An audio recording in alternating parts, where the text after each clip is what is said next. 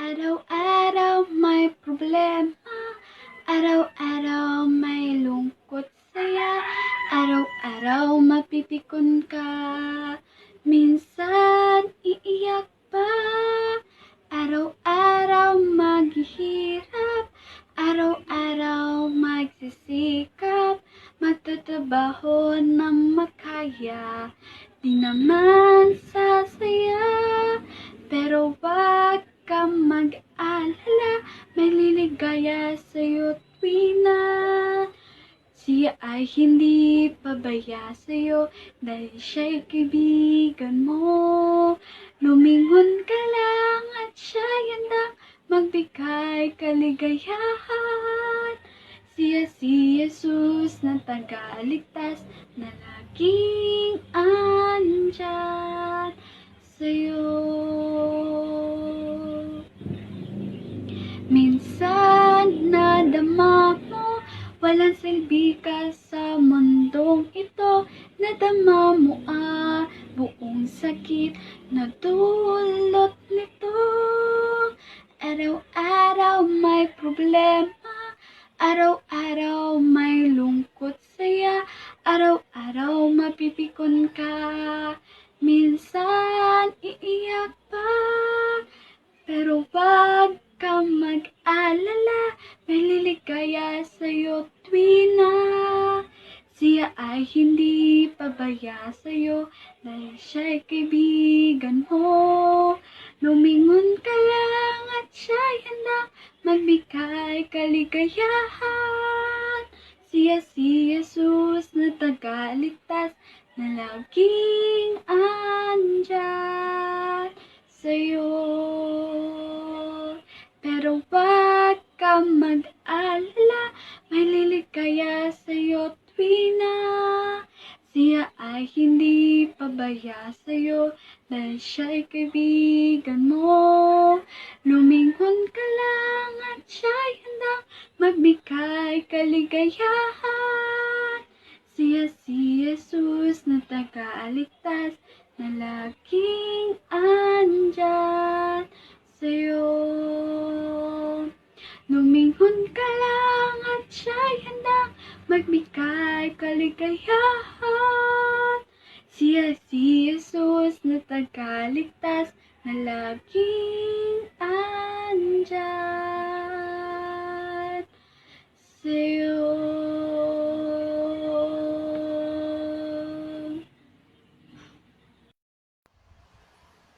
Magandang gabi sa ating lahat at happy Sabat sa ating mga kapatid.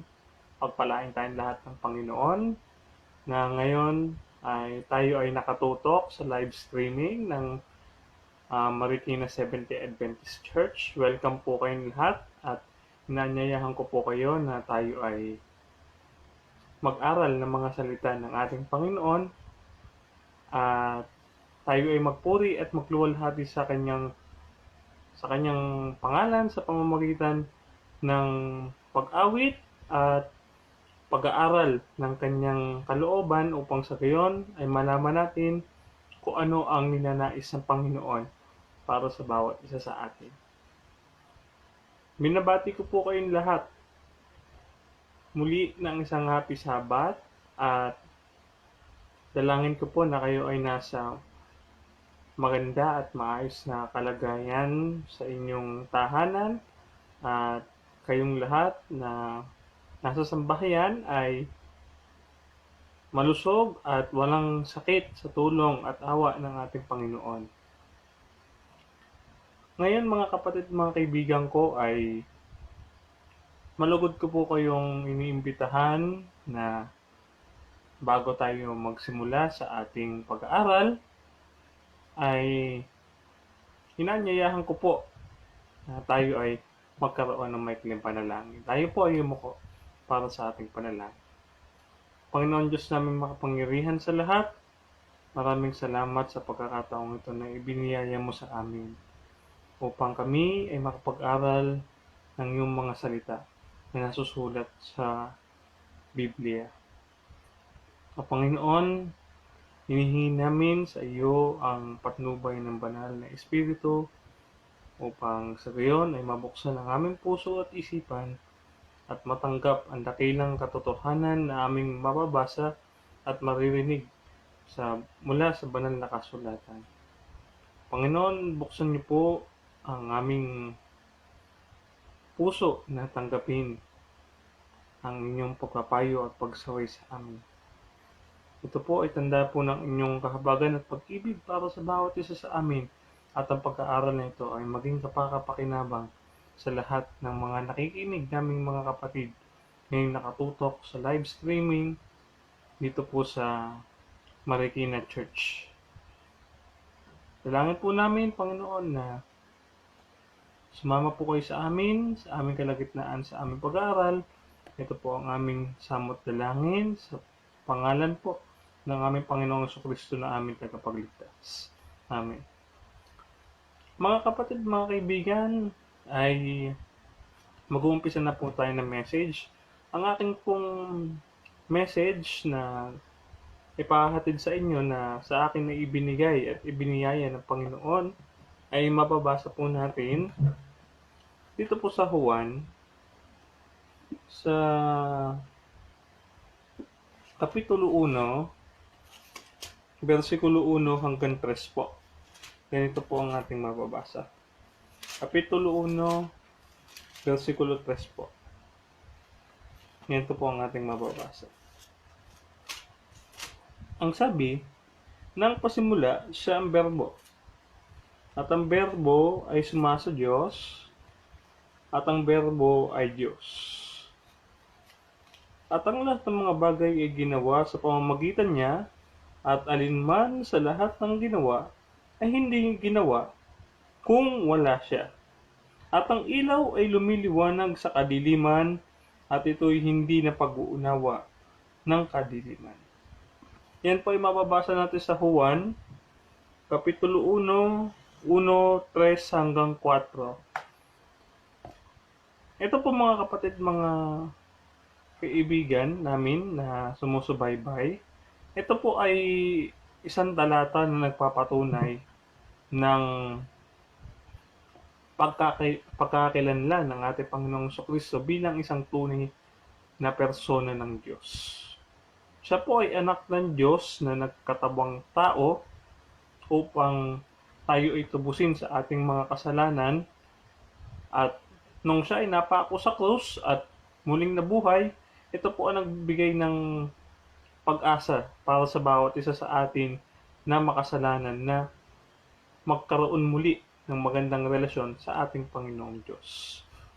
At ano po ang mahalaga pong punto na dapat po nating isipin at alamin sa pagkakataong ito? Ang ating pong Panginoong Jesucristo po ay tinatawag na ilaw. Di ba? Ang sabi po dito ay ang ilaw ay lumiliwanag sa kadiliman at hindi ito na pag-uunawa ng kadiliman. Bigyan ko po kayo ng halimbawa. Gaya po ng flashlight na ito na hawak ko. Ayan. Ang flashlight po ay matatawag natin ilaw, at kung ating papatayin yung ilaw na background sa aking likuran ay masasabi nating didilim, no? At kung bubuksan ko naman po ang ilaw, lumiliwanag po siya. Ganyan po. Ngayon po sa aklat po ng Genesis kasi ay may tinutukoy ding ilaw. Atin pong basahin dito po sa Genesis. Kapitulo 1, versikulo 1 po. Pagkatapos ay tatalon po tayo ng pagbasa sa versikulo 3 hanggang 4. Ganito ang sinasabi. Nang pasimula ay nilikha ng Diyos ang langit at ang lupa, at sinabi ng Diyos, magkaroon ng liwanag. At nagkaroon ng liwanag, at nakita ng Diyos ang liwanag na mabuti, at inihiwalay ng Diyos ang liwanag sa kadiliman. Pansinin po natin yung salita dito ng ating Panginoon. Ang sabi niya ay magkaroon ng liwanag, at nagkaroon ng liwanag. Ang ating Panginoong Kristo, kung ating pong babalikan, ay siyang ilaw po na lumiliwanag sa kadiliman. Kung ating iisipin, noon pala ang sanglibutan ay nababalot sa buong kadiliman. Ngunit nang dumating ang Panginoong Kristo, tayo ay nagkaroon ng ilaw. Ibig ko sabihin, halimbawa po tayo ay nangangapa. Gaya po sa panahon natin ngayon, na tayo ay nangangapa ng pag-asa na hindi po natin nalalaman kung ano po ang mangyayari sa hinaharap. Kung ito na ba ay ang mga wakas o ito pa lamang ay pasimula ng mga paghihirap natin habang hinihintay natin ang pagparito ng ating Panginoon. Ito po yung parallel text po ng John 1:1, yung nasa Genesis 1:1 po. Sapagkat kung ating mapapansin, yung salitang ng pasimula. Ito po sa Greek ay isinalin bilang NRK ng pasimula. Ayan po, NRK. So, alamin naman po natin, si Jesus ang ilaw ng sanglibutan ayon po sa banal na kasulatan. Gaya po ng aking ipinakilala, ang Panginoong Kristo ay napakahalaga sa ating buhay sapagkat siya ang ilaw natin. Nung tayo ay nasa dilim pa, tayo ay inagaw ng Panginoon mula sa kadiliman at inilipat sa kaharian ng Diyos upang tayo ay magluwanag at tayo ay sidlan ng pag-asa at kanyang kalulatian. Ngayon po ang Panginoong Kristo ay inilalarawan po ng Biblia na ilaw po ng sanglibutan. Ganito po ang mababasa natin sa Juan sa Kapitulo 9 po, versikulo 5. Ganito sinasabi. Samantalang ako'y nasa sanglibutan, ako ang ilaw ng sanglibutan. At dito po sa 3:19, sabi po ng ating Panginoon, kung ating susundan, ang sabi niya po ay, at ito ang kahatulan na naparito ang ilaw sa sanglibutan at inibig pa ng mga tao ang kadiliman kaysa sa ilaw sapagkat masasama ang kanilang mga gawa. Yan po. Kaya po nung sinasabi ko sa inyo kanina na ang Panginoon po ay nagsilbing ilaw sa atin nung tayo ay nasa kadiliman pa. Ang ibig po sabihin nito o nangungahulugan na tayo ay nasa bingit pa ng kasalanan nung hindi pa tayo natutubos ng ating Panginoon. Tayo po ay nasa kapangyarihan ng kasalanan. Ngayon po ay nagliwanag tayo sa Panginoon. Ano po ang ibig sabihin nito? Ibig po sabihin nito, tayo ay nasilayan ng pag-asa mula sa ating Panginoon. Kaya purihin ang Diyos sapagkat ipinadala niya ang kanyang bugtong na anak upang tayo ay magkaroon pa ng pag-asa na mabuhay at magkaroon ng buhay na walang hanggan. Alamin po natin pa sa Biblia, bakit kailangan po natin ng ilaw. Ayon po sa tala ng Biblia, dito po sa Juan, Kapitulo 8, versikulo 12 po, Ang sabi, Juan po 1, Kapitulo 8, versikulo 12, ganito ang sinasabi. Muli ngang nagsalita sa kanila si Jesus na sinasabi, Ako ang ilaw ng sanglibutan. Ang sumusunod sa akin ay hindi lalakad sa kadiliman kundi magkakaroon ng ilaw ng kabuhayan. Pansinin po natin ang salita ng ating Panginoon. Ang sabi niya po, ako ang ilaw ng sanglibutan. At ang sumusunod sa Kanya ay hindi nalalakad sa kadiliman kundi magkakaroon ng ilaw ng kabuhayan. Ibig ko sabihin ng kabuhayan dito ay buhay na walang hanggan. At ang kadiliman ay ang kasalanan. Kaya nga sabi niya, hindi na kayo maglalakad sa kadiliman. Sapagkat doon sa kadiliman, ayon sa ating Panginoong Kristo, doon nanggagaling ang pagtangis at pagngingit-ngit ng mga ngipin. O sa makatuwid, ito ay pagkakabahala ng tao o pag-aalinlangan at pagkakaroon ng dalawang akala na sila ay nangalito sa kanilang sariling kadiliman na sila ang mismong gumagawa sapagkat ang Panginoon na lumalapit sa atin ngunit tinatanggihan pa natin. Ang baliktad po kasi ang nangyayari. Habang lumalapit po ang ating Panginoon ay dapat ang ating sarili ang ating itakwil at ang Panginoon ang ating palapitin. Sapagkat kung ang ating Panginoon ang namumuhay sa atin, sabi niya nga, kung magkakaroon ng ilaw sa iyong katawan, ay ikaw ay liliwanag, sabi niya. Ibig sabihin nito ay ikaw ay magkakaroon ng kaluwalhatian ng Panginoon at mamumuhay sa kanyang kalooban. Napakahalagang isipin natin mga kapatid na maganda na mas mabuhay tayo sa kalooban ng Panginoon kaysa sa atin.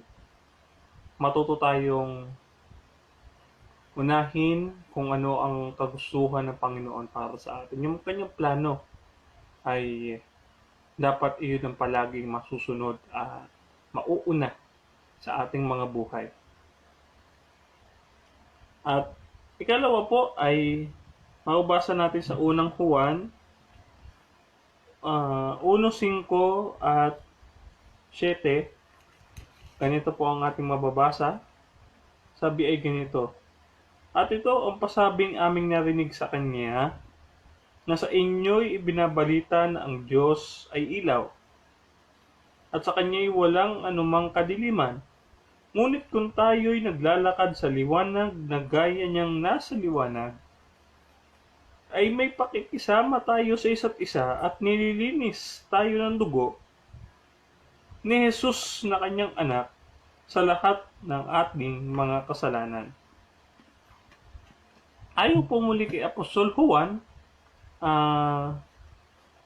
ang pagsunod sa ating Panginoong Kristo o pagkapasakop sa layunin at kalooban ng Panginoon ay ito yung paglalakad sa liwanag at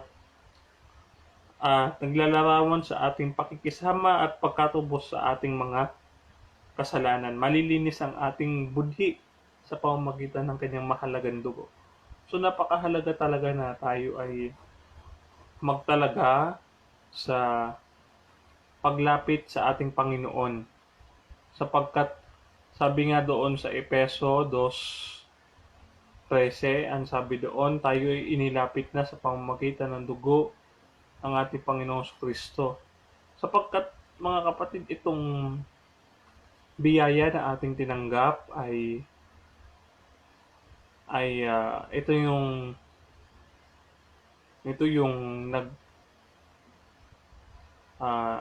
siyang naglalapit sa ating Panginoon at nagpapatibay sa ating pag-asa at relasyon sa Kanya.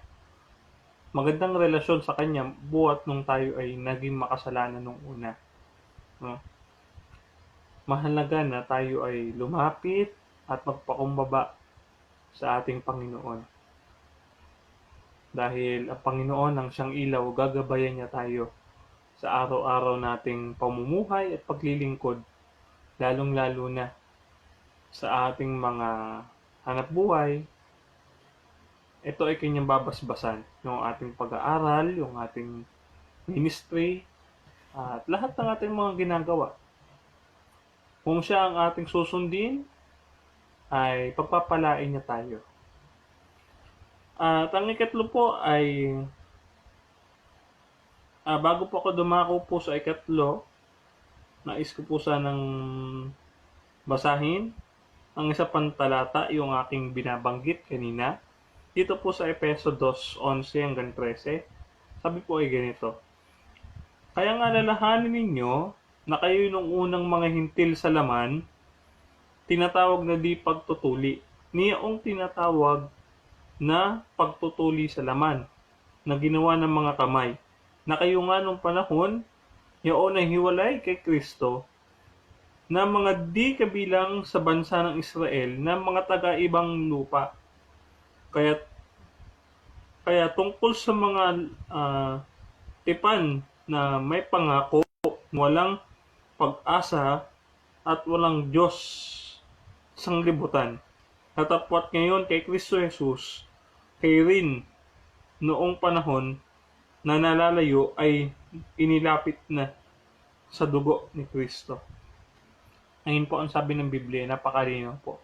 Sa pamamagitan ng dugo na buhos doon sa saktuaryo, dati tayo ay walang Diyos at walang pag-asa. Kaya nung dumating ang ating Panginoong Kristo, sabi po ni Juan, gaya po ng ating nabasa kanina lang, ay naparito ang ilaw.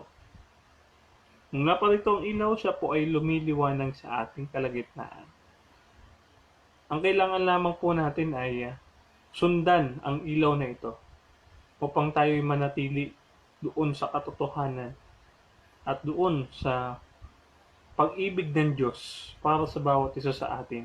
Sapagkat kung tayo ay lumayo sa ating Panginoong Kristo, ay sabi niya sa Juan 15:6, sabi niya kung kayo'y hiwalay sa akin, ay wala kayong magagawa. Kaya wag po nating isipin na tayo ay mas marunong pa sa ating Panginoon. Huwag nating isipin na lahat ay kaya nating gawin. Isipin natin na wala tayong kayang gawin. Isipin natin na tayo ay walang kabuluhan.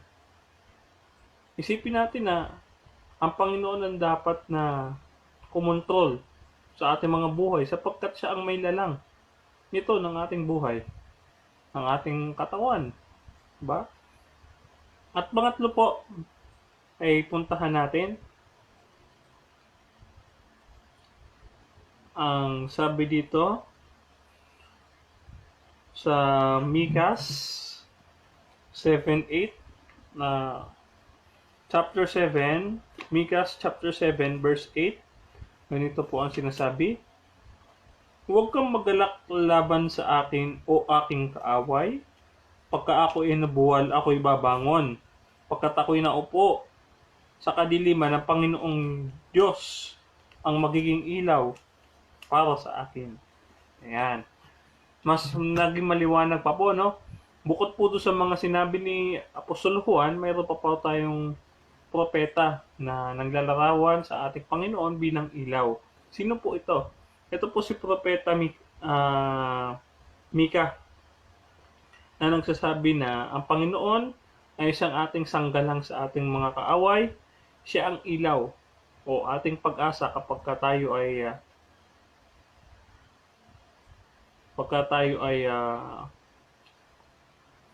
nasa kapahamakan, bingit ng kabiguan at ng kalungkutan na riyan ng Panginoon bilang ating ilaw. Siya ang gagabay sa atin kung saan tayo patutungo, ano ba ang ating gagawin. Kasi kapag tayo ay may ilaw, hindi na tayo mangangapa. Di ba po? Hindi po tayo mangangapa sa kung ano ang gagawin natin at kung saan tayo pupunta. Kaya po napakahalaga ng ilaw sapagkat hindi tayo makasusumpong ng pagkakamali kapag tayo ay ginabayan ng ilaw dahil ito ay lumiliwanag at siya ang magbibigay ng daan sa atin. Sabi nga ng Panginoong Kristo, "Ako ang daan at ang katotohanan, walang makakalapit sa Ama kundi sa pamamagitan ko." Sabi niya. Sabi po iyon ng Panginoon. At kung ating babalikan po ang ating Panginoong Kristo, sinabi niya rin na sa Juan, Kapitulo 10, versikulo 35 hanggang 38, ay ganito ang ating mababasa. Ang sabi niya po sa 12, sa John chapter 12, verse 36 to 38, ang sabi niya, sinabi nga sa kanila ni Jesus, konting panahon na lamang, sasagitna ninyo ang ilaw. Kayo'y magsisilakad samantalang nasa inyo ang ilaw, upang huwag kayong abutan ng kadiliman, at ang lumalakad sa kadiliman ay hindi nalalaman kung saan siya patutungo. Samantalang nasa inyo ang ilaw ay magsisampalataya kayo sa ilaw, upang kayo maging anak ng ilaw. Ang mga bagay na ito'y sinalita ni Jesus at siya'y umalis at nagtago sa kanila. Yan po ang sabi ng ating Panginoon. Ang sabi ng Panginoon, pansinin po ninyo ang kanyang sinasabi. Ito po yung nagpapatotoo sa akin kanina pang. Pansinin po natin yung sinasabi ng talata po, mga kapatid. Ang sabi po ng talata ay napakaganda po ng sinasabi ng tata no? Ang sabi niya po ay tayo ay lumalakad sa ilaw, kaya tayo ay sumampalataya sa ilaw upang kayo maging anak ng ilaw. Ayan. Kasi daw po yung mga lumalakad sa kadiliman ay hindi nila nalalaman kung saan sila pupunta. Ito po yung pagpapatibay ng aking sinasabi mula pa kanina, na may mga taong naliligaw kasi walang Kristo sa kanilang buhay Pero kung tayo ay may Kristo sa ating buhay, ay hindi tayo maliligaw, hindi tayo mamumblema, o hindi tayo mag-aalala sa kung anong kakainin, o sa kung ano ang magiging kapalaran ng ating buhay. Hindi tayo mangangamba kasi may Diyos tayo, may Panginoon tayo na ating sinasampalatayanan. At hindi tayo yung malilito sa ating mga pagpapasya sapagkat lagi nakasalig iyon sa kalooban ng Panginoon. Ayun po ang kagandahan po ng may Panginoong Kristo sa ating mga buhay. Kaya po, yayain po natin ang ating Panginoong Kristo na lumapit sa atin, na siya ay mas lalo pang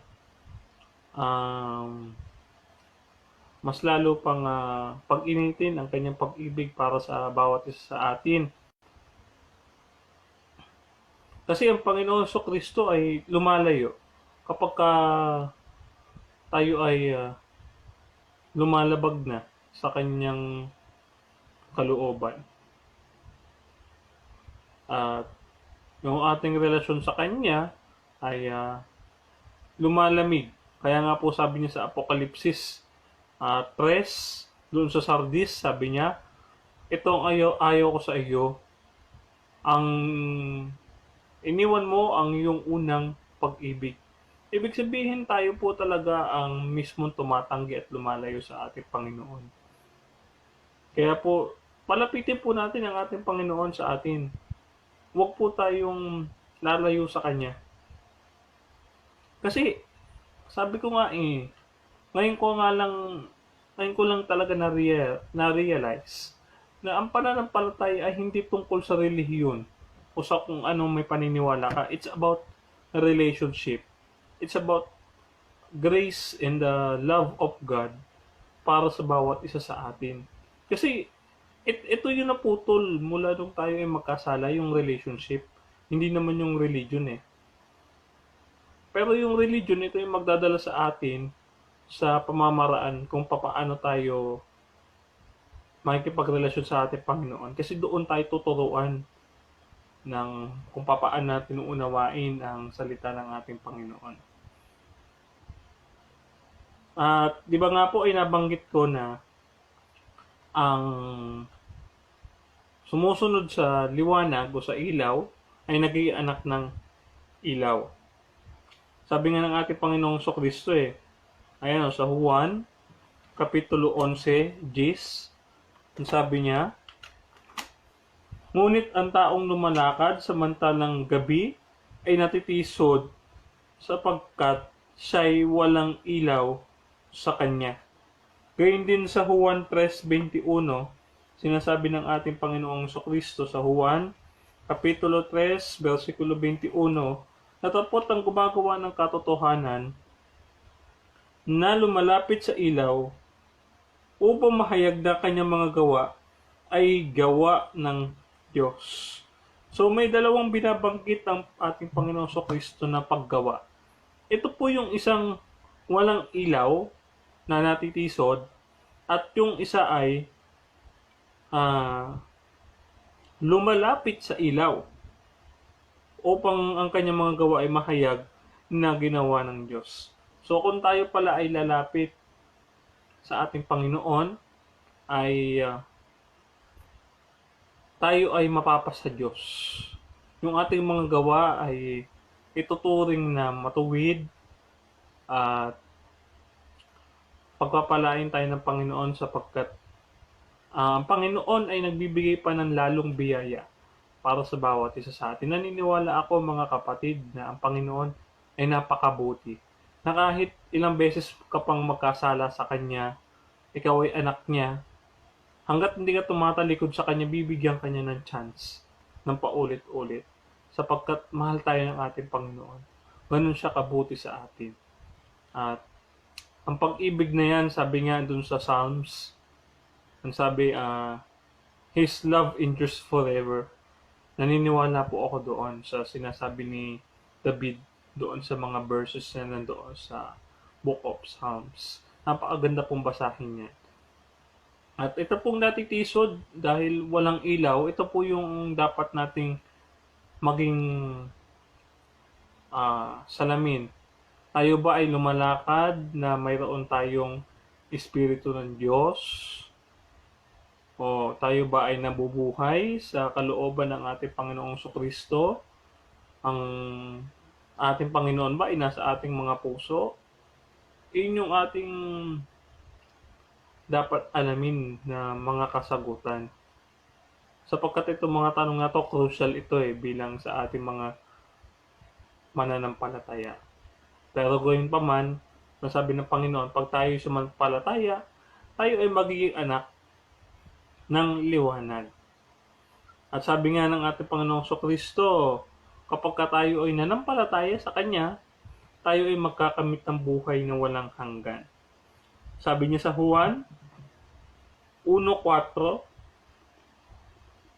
sa Juan Kapitulo 1, versikulo 4, sinasabi niya ay ganito, nasa Kanya ang buhay at ang buhay ay siyang ilaw ng mga tao. Kaya kung tayo ay may Kristo sa ating mga buhay, ay tayo ay makakamit ng buhay na walang hanggan. Kailangan lang natin talaga na tanggapin siya, ibigin siya ng buong buo, sampalatayanan siya ng buong katapatan. Tayo ay sumuko sa kalooban ng Diyos at ibigay natin sa Kanya ang mga papuri at pagsamba at pagluwalhati na nararapat sa Kanyang dakilang harapan. Ito lang yung mga requirements ng Panginoon sa ating mga anak ng Diyos. Mga simpleng bagay pero ang hirap gawin. Alam ko po yan mga kapatid, pero sa tulong at awa ng Panginoon, naniniwala po ako na lahat tayo ay makagagawa at makakasunod sa kalooban ng ating Panginoon. Nag-grow naman tayo araw-araw.